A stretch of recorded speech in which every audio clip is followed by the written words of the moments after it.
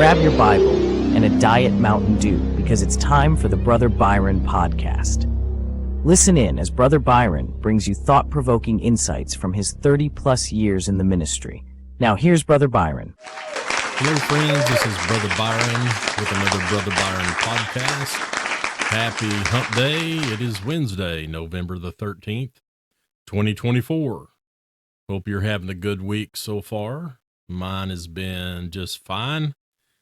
Still not quite got caught up on sleep from the time change and being up till 3:15 on election night. So still kind of needing some sleep.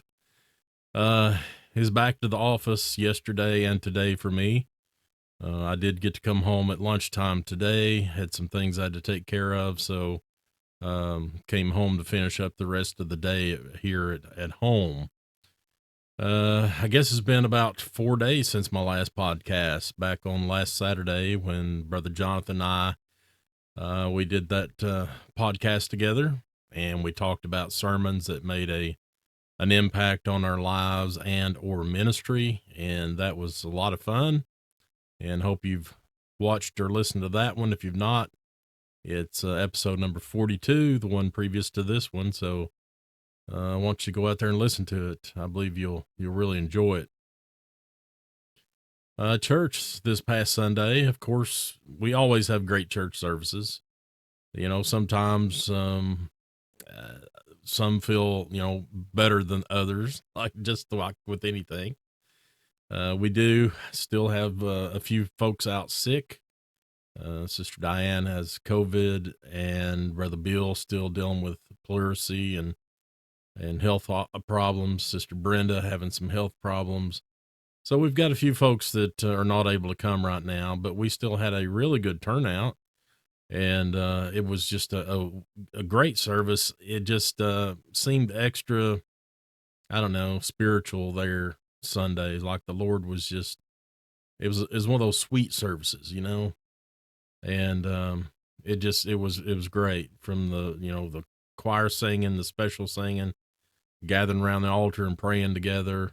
And then of course the preaching, the Lord had me preaching out of Luke chapter 4, verses 14 through 32, I believe it was. But it's the account of Jesus going back to Nazareth in his own synagogue and being rejected there. And they were familiar with him because that's his hometown, and that was his people. So familiar that they had contempt for him. And by the time he was finished explaining the prophecy that had been fulfilled, they were ready to kill him. And that's what they set out to do. And so I was discussing on how we can become too familiar with Christ, or at least the things of Christ. And, being in church all your life, going to church every time the door's open, reading your Bible, studying, praying, doing so many things, you may get to a point to where you just start taking those things for granted, and maybe not hold them in as high respect as you ought to. And so we need to be very careful that we don't get too familiar with Christ, so much so that familiarity breeds contempt, and we start, having contempt for Christ. And that's what I titled the message, Contempt for Christ. Now, I have preached that same message at several places. It's one that the Lord has always kind of dealt with me on, and that feeling that, especially growing up here in East Tennessee, we're considered part of the Bible Belt. I know for a long time, Knoxville was considered the most Bible-minded city. It was between us and Chattanooga for many years. I don't know if they still do that. I don't think they do, but a lot of that could have been, because Crown College is here and such. But growing up in this kind of environment, the way I did, church is really all from the minute you come home from the hospital as a baby till you get married and grow up and everything. You're in church all the time. And so we become very familiar with church things, religious things. And sometimes we might take those things for granted. So we need to be careful that we don't ever have contempt for Christ because of that. I am looking forward to church here in just a little bit. It'll be time not too long from now. And we're still in our study in the book of Acts. I believe this is part number 58. And we're looking at chapter 24, the first 27 verses. And it's Paul on trial before Governor Felix. And there's a lot of interesting things that go back and forth with him, and some other things that take place during that particular trial. And we'll cover that tonight. We should get through our Acts Bible study series probably in the next 5 weeks. So I'm thinking the middle of December will be finished, and that's about how long I wanted it to go. After the middle of December, I like to kind of focus on things about Christmas, the birth of Christ, the incarnation. So that'll give us time to kind of apply ourselves to that. And then we'll start a new Bible study the beginning of next year in January. Not sure yet what I'm going to be doing. The Lord, I've not got a solid answer yet. And so there's a possibility of several different things. Could be not necessarily going through an entire book of the Bible to begin with. Could just be on a certain topic or something. I've got several Bible studies and topical studies that I have done in the past that I could possibly do, but I'm just praying right now about it, and Lord will lead us in that. And we'll worry more about that toward the end of the year. It was good to see that Mike Huckabee has been nominated by the President-elect Trump to be the ambassador to Israel, and he's the perfect pick.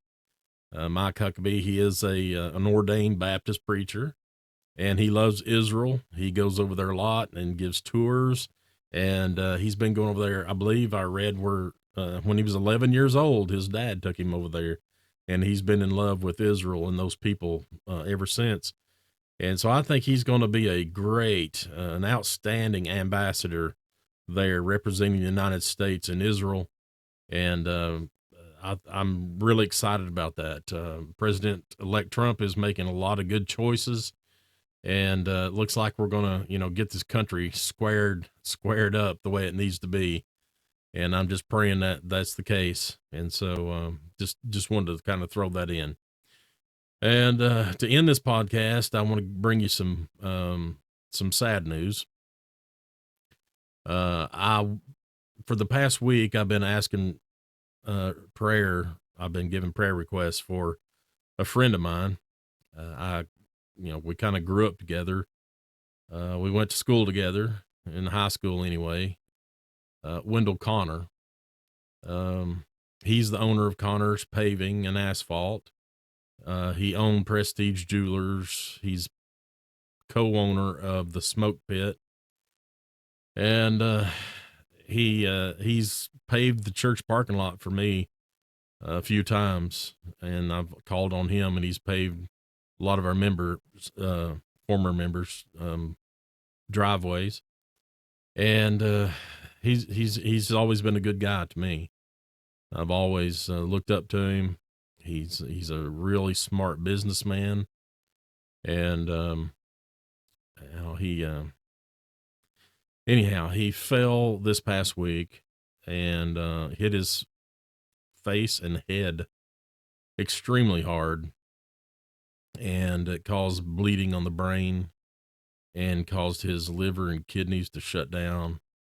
And so he was in hospital for this whole past week, and they put him on palliative care yesterday, and he passed away last night. And so I guess now I'm just want you to pray for his family and friends, those that's that are here left behind and awaiting till the day we see him again. I believe, based on his testimony, that he was saved, and we'll see him again one day. He was 59 years old, 1 year older than me, but we were in the same grade in school.